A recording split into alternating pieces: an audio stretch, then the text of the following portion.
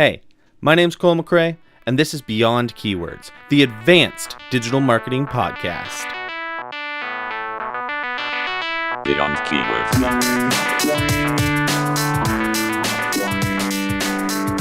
Welcome back to the show, and I think the best introduction can't be done by me. It's gotta be done by Mr. Robot Voice. Mr. Robot Voice, what's today's episode about? Customer intent. Good job. Not bad. I think your pronunciation is getting a little better. Today, I'll be talking with Matthew Hunt. He is the CMO of Powered by Search, a pretty major agency here in Toronto, and we're going to be talking about, well, the topic of this podcast, which is customer intent. There is a lot of information out there about digital marketing and marketing in general, which focuses on things like getting the best bids, getting the best return on your investment, getting the best creative made that will get you the best results. And a lot of these will be based on landing page improvements, ad improvements, having rotations, even things like machine learning, which I talk about constantly. But sometimes you got to take a big step back and figure out exactly what your customers are looking for. Because when you better understand your customers, you can make sure you get the best return in a lot more ways than just adjusting a bid. So, I was at a conference recently. It was focused entirely on analytics. It had a lot of important speakers and a lot of different brands in there talking about their accomplishments in the analytics space. But one of the things I noticed is that a lot of the huge companies, I'm talking banks and the like, which have massive, like entire teams dedicated to analytics, they are starting to move their focus and with it their marketing to focus on what each individual customer is bringing in. They want to target how their advertising and creative is getting them high value customers. They're willing to spend more for customers that are more valuable to them. For a bank, that's not a customer that just signs up for a bank account or signs up for a single credit card. That's a customer who joins them and stays with them long term. That customer signs up for a couple credit cards, signs up for all of their banking needs, gets their mortgage through them, etc., etc., etc. This customer is extremely high value, and they got to figure out how they get that customer rather than just how you get customers in general. Kind of like I was talking about before, it's laser-focused targeting. And these customers are not going to be found with demographics.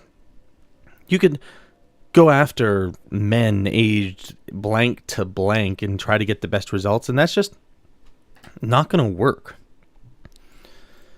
Machine learning is about to get rid of bidding decision-making and maybe even budget decision-making as it automatically chooses the right channels for budget. What you need to focus on is figuring out the intent of your customers so that you can better find them, better target them, and get better creative for them. You gotta change your mindset. One of the reasons is a lot of things that go beyond just your current marketing setup. So I'm not talking your social media, your AdWords, that you can modify pretty quickly, but things like your brand, that's extremely slow to build. You got to make sure your brand resonates with just the right person with just the right intent. Your SEO is agonizingly slow. It takes months and even years to get it done right. You don't want to do all that work just to find out that you're not going to get a return. So to kind of round back to the original discussion, intent focus. Google, with this new article they released not too long ago under their Think with Google brand. If you don't know that brand, it's actually quite cool. Kinetics has recently been featured in the Think with Google specifically for machine learning in the machine learning space. But they're always talking about ways to improve your marketing, and it's specific to Google tools, but they usually have a lot of really good advice in there. So this article was talking about customer intent and specifically focus on what they call micromoments, but there's a few pieces of interesting information I wanted to go over first. One of them kind of blew me away because I'm actually a participant in it. So if you don't know, me and my wife, we have no kids. And yet, throughout the years, we've bought in quite a few baby products. Now, the reason is quite simple. We have friends. We have family members. We have colleagues. When they have a baby, we usually get them a gift of some type. So yeah, we've bought in some baby items, usually off a baby registry, but sometimes off of just, getting them to help the person out or getting them as a random little gift. Now, if you were a marketer, would you be thinking of us? Probably not. You're probably focusing entirely on the parents, which is completely reasonable. Parents probably buy the most baby stuff. They got to be the vast majority of the people buying baby stuff are parents. And yet they aren't. Google actually has the data. 40% of baby product purchasers live in a household without children. 40%. That's an absolutely insane number. That's a market you are ignoring as a marketer because you're making assumptions. You don't realize the intent. There is this intent to buy a gift. How much do you want to bet? A huge percentage of that, 40%, are grandparents. They buy a lot of baby stuff. They probably don't have many babies left in their house. Another one, they talked about video games. Now, I bet you can assume the demographics of people who buy video games, men aged 18 to 34 kind of thing. And that's generally probably helpful for most marketers. Except on mobile, only 31% of searches for video game related searches are in that age group and demographic.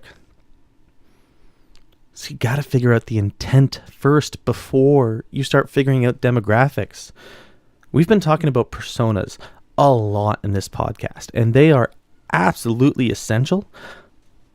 But it can't just be who you think is most likely to buy your product based on assumption. You got to think about the intent. What is the intent of that persona? I think it was Tim Kilroy, my first one, who was talking about you don't just have to solve. Well, you have to think of what their problem is and tell them how you solve it. When I'm talking with Matthew later from Powered by Search, we go into this more depth, and he has a really great description of it. But figuring out the intent informs not just the persona, it also informs the targeting, it informs the creative, the landing page, the entire funnel process.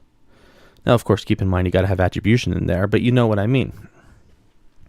So Google, the main information in this article, which I think is essential, everyone should read, it's going to be on the blog post for this, is talking about micromoments. Micromoments are moments where a customer, a specific individual, has a need that your product can solve, and you need to be there to answer it.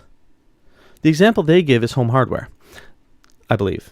It could be like Rona Building Centers. There's a construction company. And they found there are these moments of people looking for help on how to do something themselves, do-it-yourselfers. And they just wanted to fix something small. And they Google how to fix blah, blah, blah. Well, home hardware, I'm just going to use home hardware for now. That's my assumption. They created this huge series of videos about how to do things, of course, branded home hardware. These people got the information right away, and of course, got a nice little branding for something that they could go and use to solve their problem. The micro moment was found, the problem was solved, and sales were made. It was a perfect combination. And that's what you need to figure out for your business. What are the intents? So, I want to kind of circle back to give a really clear and simple example of this. In search, AdWords and SEO, organic search, people use different key terms with different intents. Now, you probably assumed that, but it's something you need to always keep in mind, what people are using these different kind of keywords for. So, there are three main types of events. There's navigational intent, there's informational intent, and then there's transactional intent. So navigational intent, those are not really that helpful for you unless you're not there. These are people trying to get to a specific place, such as a website. People who type in YouTube into Google are probably looking to get to youtube.com. People who type in Amazon, probably looking to go to amazon.com. You should be there for brand. So when people type in your brand name, you're there and you can help them navigationally. And you should definitely have paid search and organic search there. We can talk about that later if you want. It works. But that one is pretty simple. Then there's informational. This is like, imagine someone doing an essay. And to do that essay, they need information. You're answering the questions for that information. The problem with informational is usually there's no commercial intent whatsoever. See, there's that word again, intent. They've asked a question. They go, they find their answer. Maybe it's Wikipedia, but maybe it's you. Ooh, you get that traffic. Then they leave and never come back. It's not really that helpful. Yeah, you could say you got some brand awareness because they saw your logo. Maybe they consider you more of an icon in the industry, or you're more useful and valuable to them. But chances are it's going to be a long time before that person actually makes a purchase with you. Unless you're a huge company like Amazon where that person's making purchases all the time, you need to get that purchase sooner. So that's where the next one is, transactional intent. This is people making searches like where to buy cheap shoes. Well, that's an important intent. They probably want to buy a pair of cheap shoes, and maybe you have that on offer. And thinking about that intent, thinking about that keyword, how you answered the question of that keyword, and then the funnel you created to turn that into a purchase and going the entire journey is extremely valuable to you. Talking about search, I just want to bring up one other little example. Is you may know Danny Sullivan. He is the liaison for search who works at Google. Used to run search engine marketing land and all that stuff. He found recently that if you do a Twitter search for a simple Google search, being a Google employee, that's probably a pretty common search for them to make. He found it's not people looking for help with Google or people making Google searches. No, it's mostly people insulting others and trying to set them straight. Well, you're an idiot because a simple Google search reveals... Did I say gurgle? I said gurgle. Weird. So I thought that was kind of funny. It was a very different intent of what he expected based on the key term itself.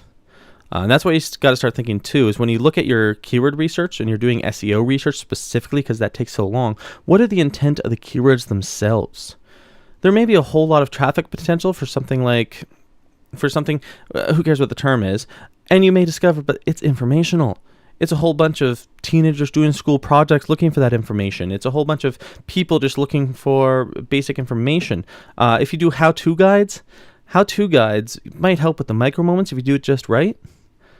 But if you don't have an obvious commercial attachment to it, there's a lot of people that are just going to disappear after they read your how-to guide and go do something themselves without you actually making anything from it. That intent is what is absolutely essential to making sure your marketing gets a actual return. By the way, this isn't a new subject, but not enough people are really talking about it. People are too finicky about keyword and stuff. Rand Fishkin wrote an article specifically talking about the main search intents in 2007. I'm going to link to that in my blog post as well, because I'm sure he wants a lot of people reading his writing from, ages ago. I know I definitely do. So I think that's enough of me rambling for now. It's been about 15 minutes. Let's talk to my guest. Matthew Hunt is the CMO of Powered by Search. Hey, Matthew, can you, just repeat what I said, but in your own words? Sure. My name's Matthew Hunt. I'm the CMO at Powered by Search. And what we do is we sell inbound marketing services. Awesome. Could you maybe clarify exactly what you mean by inbound marketing services? Yeah, it's pretty much in our name where we really specialize. So that is in search. It's Powered by Search. So we specialize in things like search engine optimization, pay-per-click management, as in like AdWords or Bing. But what we've learned over the years is, as we've evolved, is we've had to get really good at focusing on the whole funnel, because in the early days, we learned that we could send people a lot of great traffic, but if they didn't have a really great mousetrap to convert that traffic, then it wasn't going to work. So, attraction is only one part of it. There's also engagement and connection and conversions, right? So one of the reasons I want to talk to you about customer intent, other than what we're going to get into with your customer intent engine, was you talked recently about Touch Bistro and the work you did with them. It would be fantastic if you could maybe, discuss that a little bit. Yeah, sure. So for people who don't know who Touch Bistro is a startup in Toronto that's really fast growing. It might even be like one of the fastest startups in Toronto. and they sell a app on iPads, which is a POS app specifically for restaurants, bars, food trucks, etc. I think that if you are in any restaurant, if you actually see a one with POS that's an iPad, you'll probably see that the engine behind it is actually Touch Bistro. They're now currently the number one selling POS app in 33 countries, I believe. And so they're growing super, super fast, and they wanted to continue to keep growing even faster. So they came to us to get some help with that. Mostly initially, the reason why they came to us was they were just under resourced. They didn't have enough people on their team to do all the heavy lifting that they want to do. Now, when they came to us, we started reviewing their funnels and their ads, and specifically one place that they were targeting and spending a lot of dollars was Facebook, because on Facebook you can target based on job title. And so it was logical for them to target people who had the job title of restaurant owner and bar owner and so forth. Now that audience is relatively small. If my memory serves me right, like it in North America might have been 30 or 40,000 people. Maybe it was more. But it was relatively that's considered a pretty small audience on Facebook. And the offer was something along the lines of, attention restaurant owners, download our app, try it for 30 days. So there's a risk-free trial, and some social proof that they were the number one selling app in the store, which, at first glance, it sort of checked all the boxes on the way you'd want to create an ad. It's targeting the right audience. It's using dog whistle copy in the sense that it's calling out that it's the right audience, like attention restaurant owners. It gave some social proof. It made a very good offer in the sense that it was free for 30 days. But we just knew that it was probably not going to be as effective as if we actually looked at a larger audience. So we have this process called the intent engine at Powered by Search. And what we do is we want to look at who your very best customers are and figure out what they want before, during, and after visiting your website. And what we realized as we dug in is, even though the restaurant owners and bar owners were the actual decision makers, there was a much larger influencer group who wanted change in this space, was actually the waiters and the servers and the bartenders. And once we discovered that audience, it went from something like 30, 40,000 to like 1 million plus audience size. So one, we got to reach more people. And then two, once we figured out what their actual hot buttons was these are younger, tech savvy individuals who think it's ridiculous to still have a piece of paper and want to be able to do things just on their phone or on an iPad at the table, to be able to actually take an order, and move things along a lot quicker. It also has a lot of other benefits if you actually visit Touch Bistro, around inventory and all the other things. But once we discovered that, all we did was said, hey, let's create a ad that shows the new way versus the old way. And everybody should really have one of these ads. Like, this is an evergreen concept. Every business, can associate whatever it is that they do with the new way, versus the old way. And so we put a little image of that showed a server up close writing on a waiter notepad. And then we showed up close, a server with an iPad in their hand. And we just basically said, hey, servers, are you sick and tired of running back and forth from table to point of sale terminal?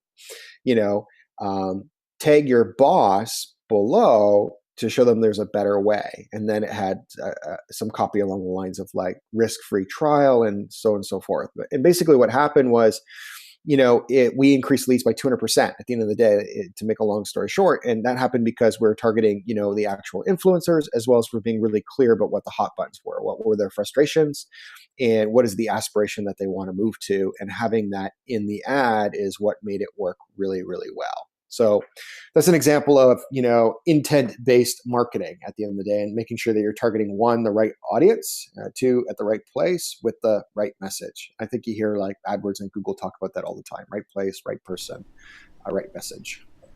Yeah, and that's where they get into the micro moments. So, can you talk a bit about how you go about that process, what you do, what steps you take, that kind of thing? Yeah, so I like to do it in sort of different chunks. So the first chunk I like to do it is I like to identify what kind of buyers do I have, or who am I marketing to? And there's really only three different types of buyers today. There is the traditionals. Okay, these are people who like have cable. They get the newspaper, and they definitely want to talk to the bank teller and drive to the store to do all their purchasing. And then you have the transitionals. Okay, these are people who, they have a smartphone, they probably have a Facebook account, they do their research online, but they still like to shop offline. And then you have the digital natives. Okay, and these are people who want to do everything online. They don't want to talk to anyone. They rather use a chat button, and they probably like subscribe to things like Dollar Shave Club. They probably have Amazon Prime. They just want to automate all those things, or maybe already order food from like Chef's Plate instead of like going to the grocery store, right?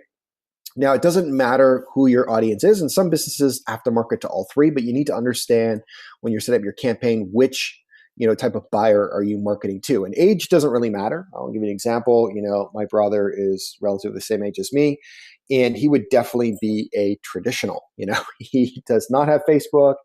He still has his BlackBerry phone. He really does not want more apps on it. He wants less apps on it. He likes the newspaper, and he likes driving to the store, right? Now, myself, I'd be more of a digital native. I like doing everything online. I have Amazon Prime. I automate everything. So you have to know who you're attracting in the sense of like their behavior. Now, once you understand who it is, you can understand what you need to do. And what I mean by that is driving someone to your funnel who is a traditional and trying to get them to buy online is not going to work, right? At that point, you really want to put the phone number and tell them that ordering is easy. All you need to do is call this number now, an agent's standing by, right? Or tell them where your closest location is. you know, if it's the traditional or transitionalist, you want to offer them, hey, here's a coupon, like a reason why, like get them to exchange some kind of information, or just give it to them and they will then drive to the store and redeem it. If it's digital native, obviously you want to make it really easy to check out right now and automate that whole process. So that's the first step. Now, the second step is figuring out their hot buttons. Okay. So what we want to do by hot buttons is, if you had a piece of paper there that was today and you could kind of put like a cross on it, is what I'd like to do. And in one corner, you'd put F for fears, and in another corner, you'd put F for frustrations. And on the other corner, you'd put A for aspirations and W for wants. What you want to do is go, okay, when I'm targeting this person, what is a couple of their top fears? Okay, write them down by form. What are some of their frustrations? What are some of their aspirations? And what are some of their wants? So let's say, like, for example, I don't know. Let's say you sell golf clubs as an example, okay?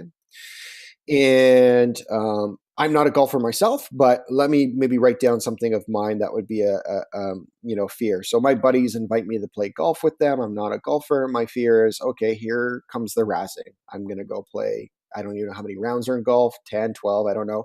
And they're going to be making fun of me the whole time because I'm so terrible at it, right? My frustration is, man, I wish I could just buy a club that would do the majority of the work for me. My want is, I don't want to suck at this game, and not, is really catering towards more of my fear and frustrations. I just, want to be able to have a good time and kind of keep up and be average, not the worst player that's showing up. My aspiration is, man, I wish I could buy a golf club, and when I hit it, it drives it 400 yards further than anybody else's. And my buddies know that I don't golf, and because they know I don't golf, they die a little bit inside seeing me play so well, right? That'd be the aspiration at the end of the day. Now that I have this, now this is the foundation of being able to communicate everything before, like in the sense of the ads or the SEO, whatever it's doing, the during when they're on the website to get them to engage, as well as the after experience as well too, which is just as important. So what I mean by this is this is so important. This will create your ads. Like some of the most famous headlines ever is, get this blank aspiration without this blank fear, right? And so that's how you would use that sort of matrix right now that's out there once you do that. So once you discover the hot buttons, then you can start communicating in an effective way through the whole funnel. And it's really, really important. The biggest mistake most people make is that they don't stretch the gap enough. They don't create enough tension. And the analogy that I always like to use is like an elastic band. So if you pull an elastic band and you stretch it and then you let it go, it takes action through the air, right? And what you have to pretend is you have to stack one side of the elastic band with fears and frustrations and the other side with wants and aspirations, and then you create tension. And when you have tension, you get action and you get people to take action now.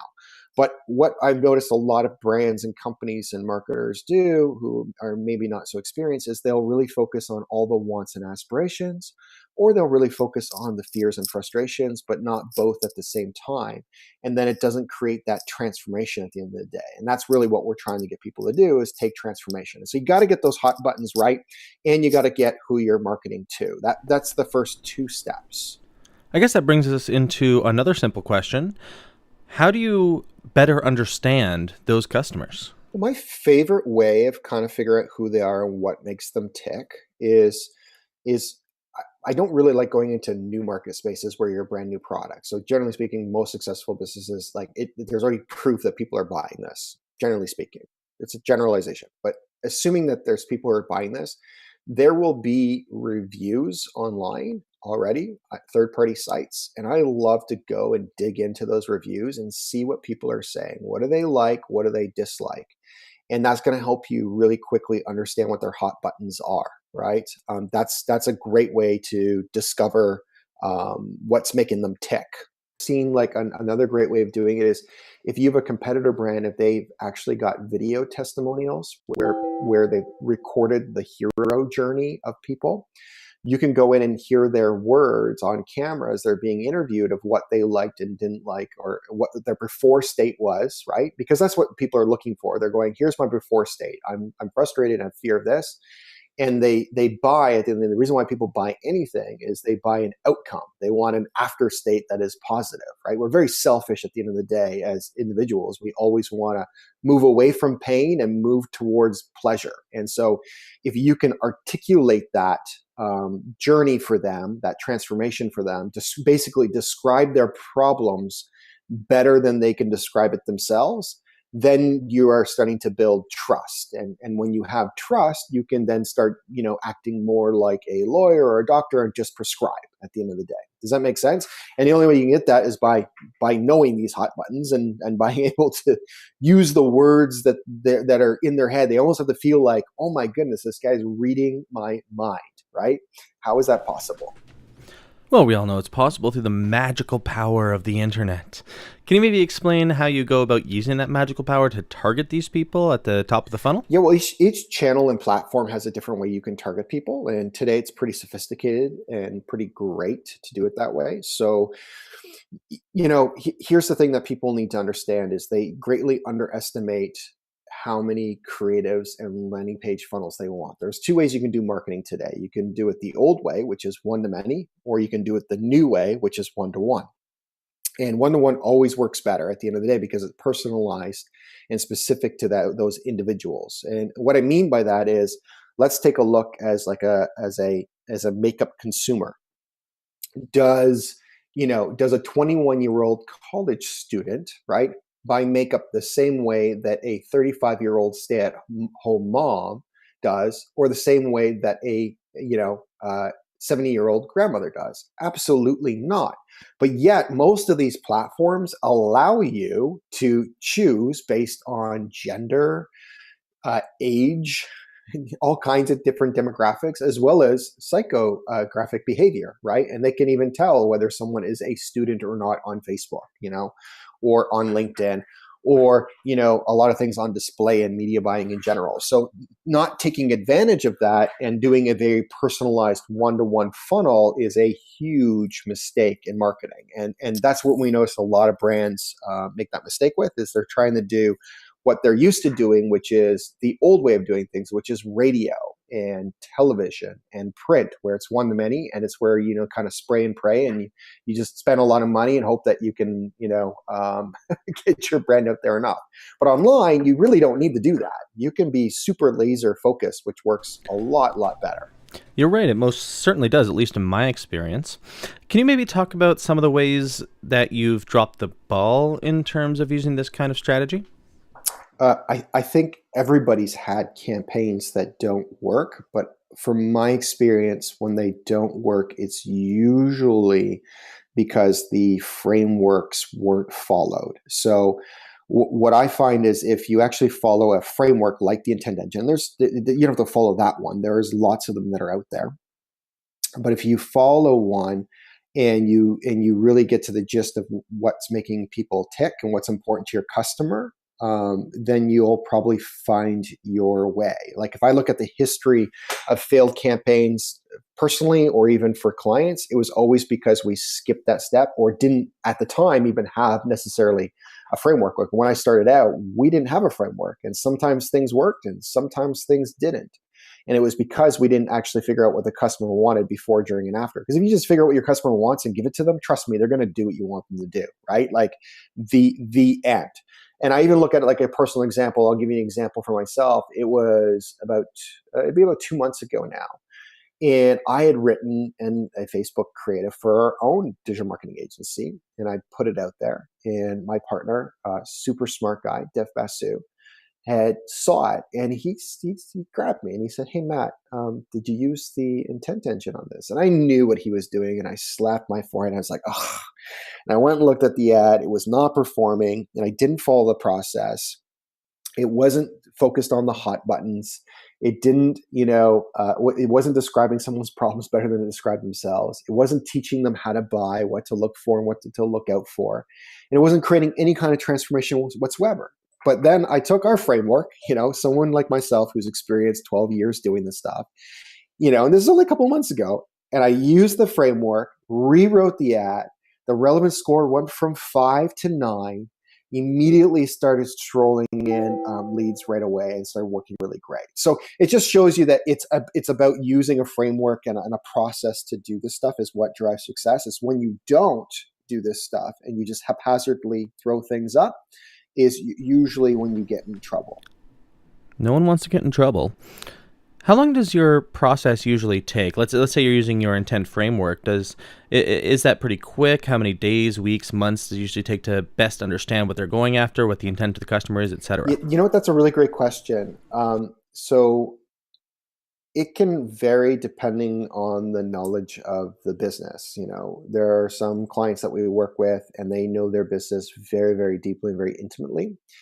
And the framework that we use, it allows us to get it out of their heads as quickly as like even one day to get it out of their heads. But then there's other businesses who don't know their customers very well, and they need to go and do that work or do the research on their competitors to find out what it is. And that's kind of like digging into the testimonials or running surveys. A great method is using Ryan Levesque's Ask method is a great way to find out what the marketplace wants. And if you don't know that, then and who those are, it can take a long time. It can take months. I've seen companies even spend a year doing research on a product of whether they're not even sure if they're going to launch it or not. So it can take a very, very long time to do that. In the sense of like setting up creatives and building campaigns like this, we sort of, we believe in sort of a model of there's 3 stages to it. We call it the foundation stage, the acceleration stage, and the multiplication stage.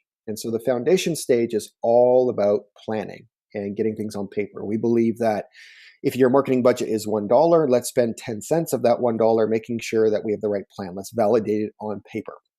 That's usually the first month of getting the right blueprint. Just like you wouldn't build a house, that a blueprint, you shouldn't start your marketing campaigns without being really, really clear what you're doing and what the ROI is on it, right? Two is the acceleration stage. And that's kind of like the MVP in the startup world, minimum viable product. The idea is to build something, not everything. Okay. Usually what we tell people to do is let's go one person, like one persona, one problem, okay, one product. Let's link it into one simple funnel like that. Start with one. And the goal is once you've got that funnel for one, the goal is to put, $1 in and get $2 back. And the reason why that's important is because everybody gets really excited once they can see that there's an ROI. And you must set it up where attribution is correct and you can see an ROI, because once you have that, then usually the C-suite, when you have that meeting, they go, hey guys, this is really cool, awesome, like geeky SEO stuff or PPC stuff, or this thing that you're doing on Facebook is cool, but can you just tell me how many dollars am I getting out when I give you $1? And you can tell them definitively, hey, we got $2. They're gonna go, what? $2? How do we give you more money? And we're like, hey, you know what? If you give us more money, not only are we going to turn that $1 into $2, but we're going to optimize this stuff and scale it out and turn it into $3. And that's when you move into the multiplication stage, right, of optimizing and scaling. So that's usually the next year. So the first month is foundation. The first quarter is acceleration. And then the next year is multiplication, is the way it looks. So there's kind of 3 stages to it.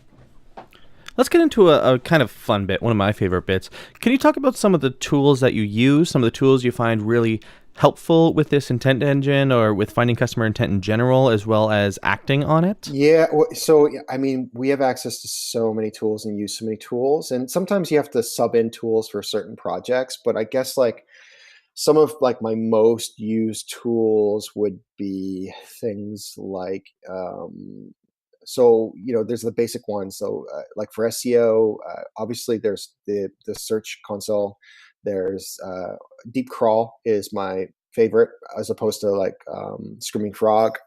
And then SEMrush, content wise. I mean, today, like I used to use more like App or BuzzSumo for content, but Ahrefs does that. So you could probably consolidate that.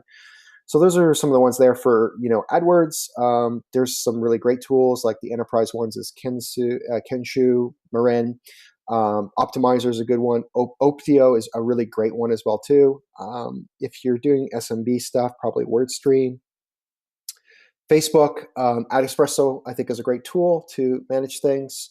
But also just living in their business manager is pretty good too. There are some other tools that are helpful around that space as well too. If you have really big budgets, I'm trying to remember the tool that will automate some of the budget bidding. It's not coming to me right now, but it's very good. And those are some of them.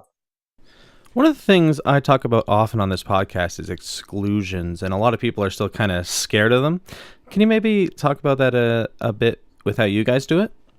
So exclusions are really, really important to our marketing campaigns, and we use them all the time. And there's all kinds of different types of exclusion lists that you can create.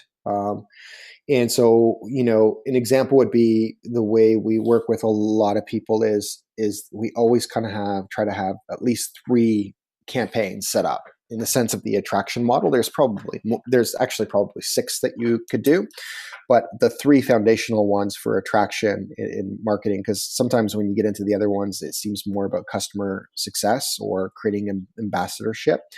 But they would be, think of it like this, as just simple as like if you took 3 circles, there's the cold, there is the warm audience, and then there's the hot audience. And so cold audience is people who've never been to your website before. And they're probably not even necessarily problem aware yet.